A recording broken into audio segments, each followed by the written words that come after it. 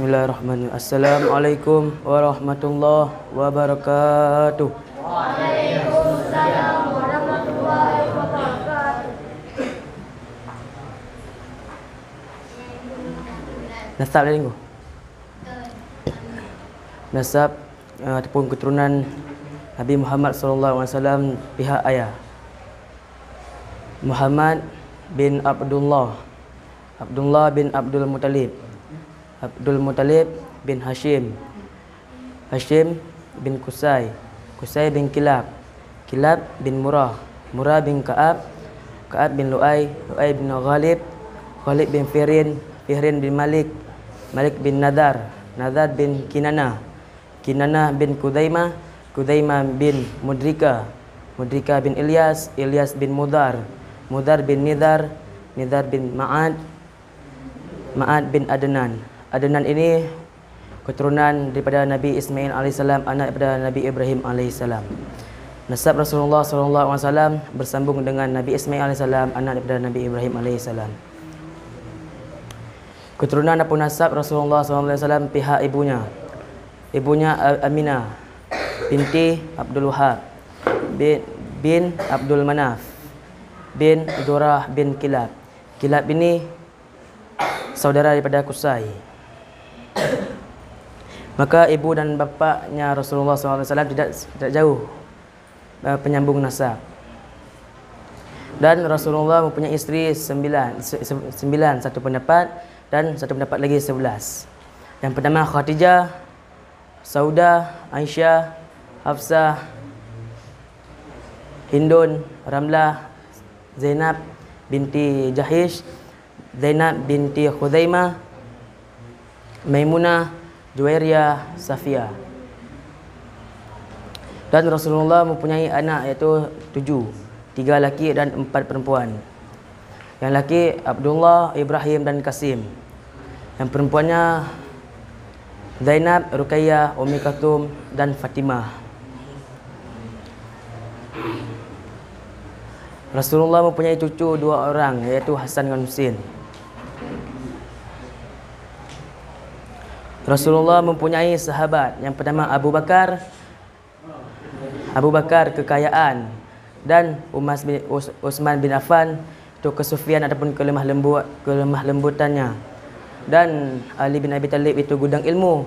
Dan satu riwayat mengatakan Rasulullah pintunya ilmu dan Sayyidina Ali itu gudangnya ilmu.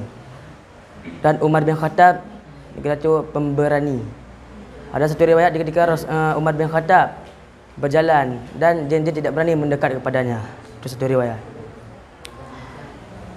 Dan Abu Bakar selain sahabat iaitu menjadi ayah mertua, ya tuan. Rasulullah menikahi anak Abu Bakar iaitu Aisyah. Dan Umar bin Khattab selain menjadi sahabat, beliau menjadi ya tuan cik yang dinikahi oleh Rasulullah anak Umar iaitu Saudah. Dan Ali bin Abi Thalib selain sahabat, dia menjadi menantu. Ali bin Abi Thalib menikahi anak Rasulullah yang bernama Fatimah. Dan selain menantu, Ali bin Abi Thalib itu menjadi sepupunya Rasulullah SAW. Dan Rasulullah diutuskan oleh Allah ke bumi ini untuk membawa agama Islam, dan tiada mulia selain agama Islam.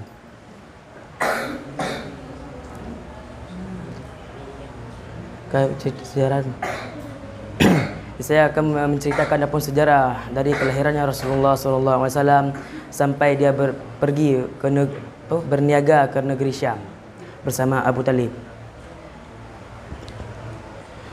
Di ketika lahirnya Rasulullah SAW, Rasulullah dilahirkan di kota Mekah hari Isnin 12 Rabiul Awal 20 April tahun 571 Masehi, ataupun disebut dengan tahun gajah.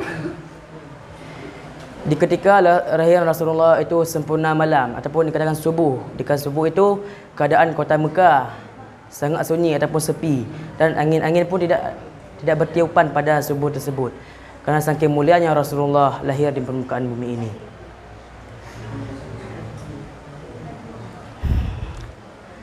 Dan ketika lahirnya Rasulullah SAW berbeda dengan lahir kita.